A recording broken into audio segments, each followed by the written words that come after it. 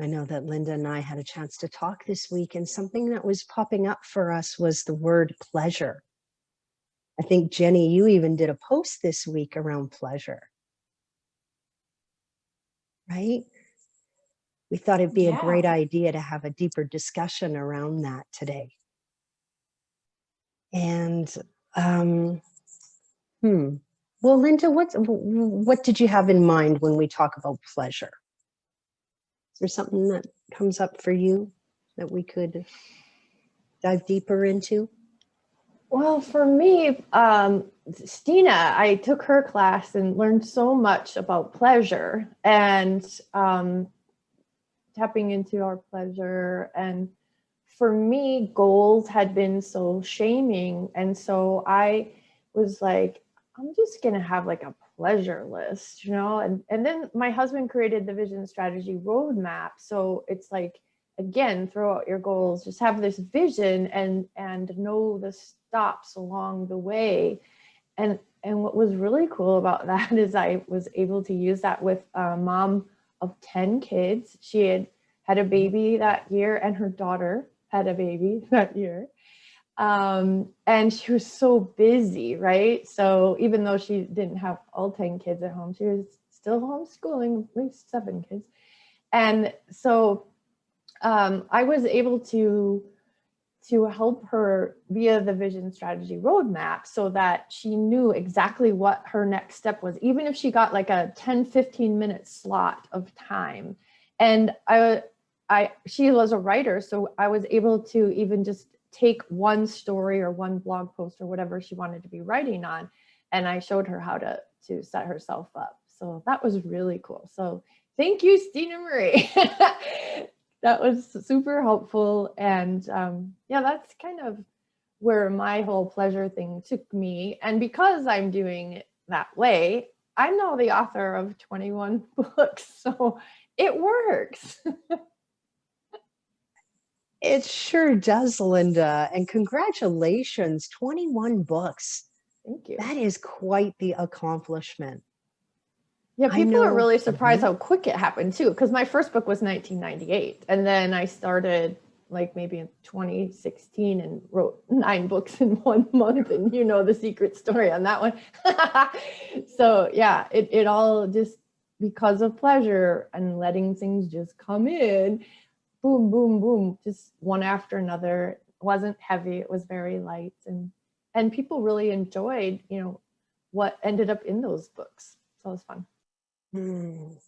Absolutely, Linda. I know I've gone through the 30-day book process with you, and I surprised myself, and I loved your teaching around let it come in. Before that, and before Steena's teaching on pleasure, I know that I was really stuck in my head, really stuck on old tapes, old stories, didn't see the possibilities, didn't even think about getting into flow and choosing activities that brought pleasure. I think prior to meeting you and being part of this community of women, that just wasn't messages I was hearing on a regular basis. Certainly at the time, being married with 2 children and having a full-time job, the word pleasure never came up very often. In fact, more words like stress and anxiety and overwhelm were kind of the tapes that were going on in my mind. And before we get any deeper, actually, I wonder if Steena, maybe you could just shine a light a little bit more on your teachings around pleasure so we can share that. Oh my. I'm sitting here and I'm looking down because that's where Mama Cat is. She's poking her little head out of her box. And her purring, like even with my headphones in, I can hear her purring. She's about 6 feet away from me. And like the sound of a cat purring, I'm like, I don't know if there's a better sound for pleasure because they're just so relaxed, and it just happens, you know, like you never see a cat trying to purr. They don't, they just do. That's just their their state of being. And my daughter there's multiple litters of kittens. So one of the older kittens she had inside, and it was just learning to purr, like their vocal cords have to like warm up. So they have these little meow, meow, meow, little meows, and their purrs are clunky. Like they kind of do this clunk, click, click, click, clunk, click, click, click, instead of like the brr, brr, brr.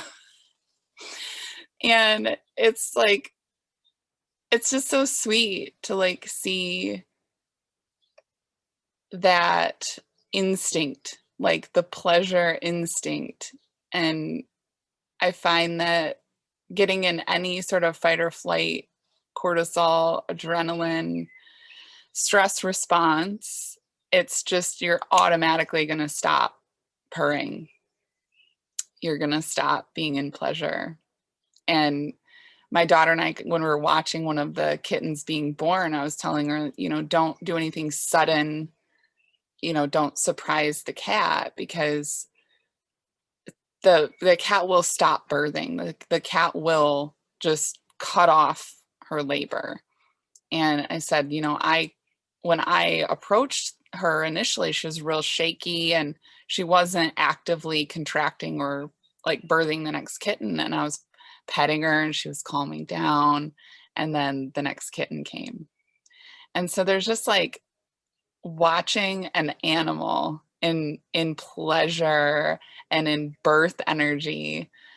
It's like, you can just see so clearly how innate that is to our bodies and to our beings. But we're just usually in that fight or flight in some capacity. And so I know for me, coming out of like divorce and just that whole transition in life and dealing with the ex and custody stuff, like I had no idea how anxious I was. Like I had pleasure in my life, but I really didn't know how strung out my nervous system was.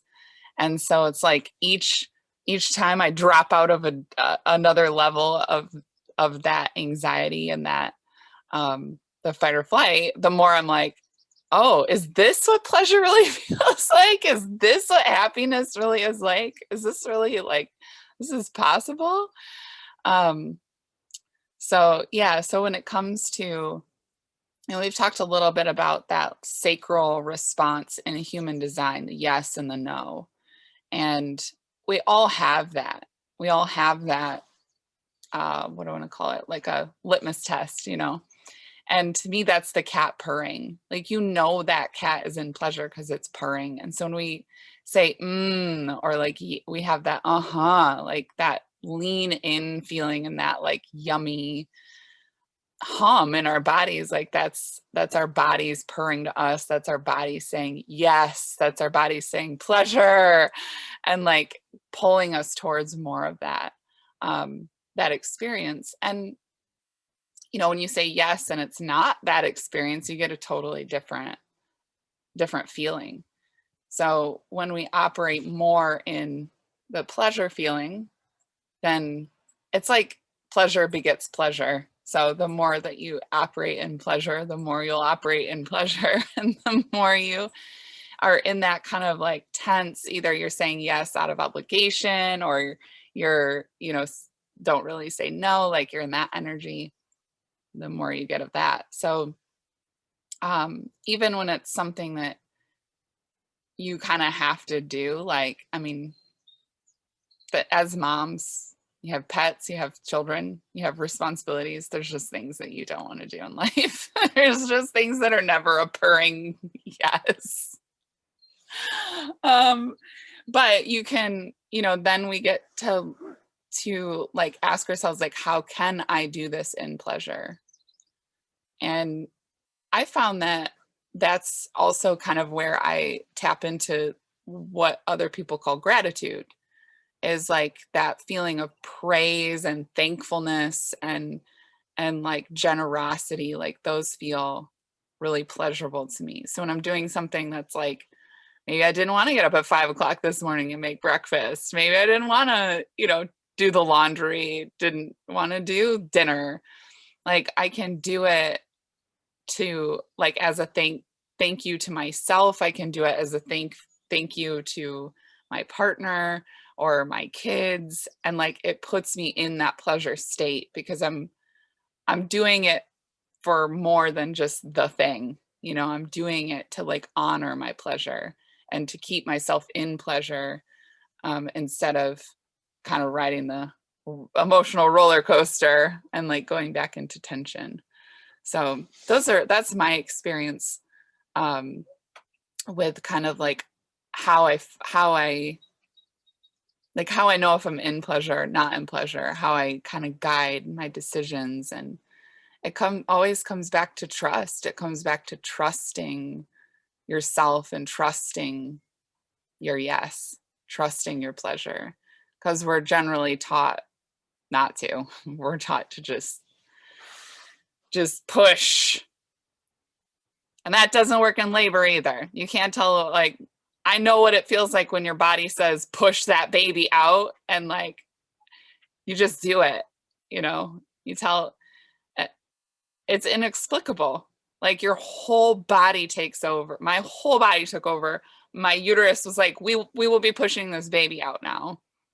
And I realized that I couldn't, in that moment, if someone sooner had told me to push, like I wouldn't have had the same force behind it, the same power behind the push. When my body said push, that baby was coming out.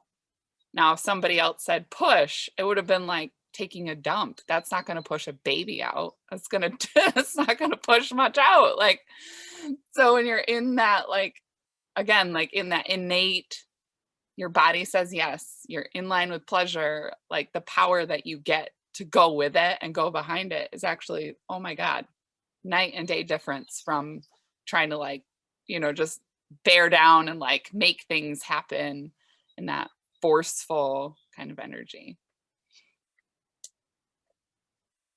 Oh, I love that, Steena. You know, it's interesting. You wrapped up with the word trust. And as soon as you started speaking about pleasure, I wrote down the word trust. And I find that that is what has helped me along my journey as well, is first discovering or rediscovering that trust within myself, and then surrounding myself with people that that it's reciprocal. I trust them and they trust me, and we form this beautiful circle. And I feel too, you know, when you spoke about your cat and how she's purring and how that all works, it just made me, alignment popped into my head. And I thought, oh my gosh, yes.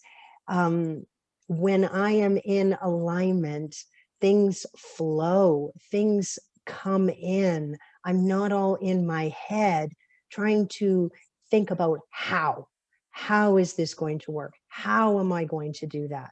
Instead, when I choose pleasure, I'm letting go of needing to know. I'm letting go of forcing that outcome. And it's such a pleasurable place to be, right? And we really get away from those feelings of anxiousness or confusion, frustration. Those also fall by the wayside the more that we really tap into what brings us pleasure. I love that.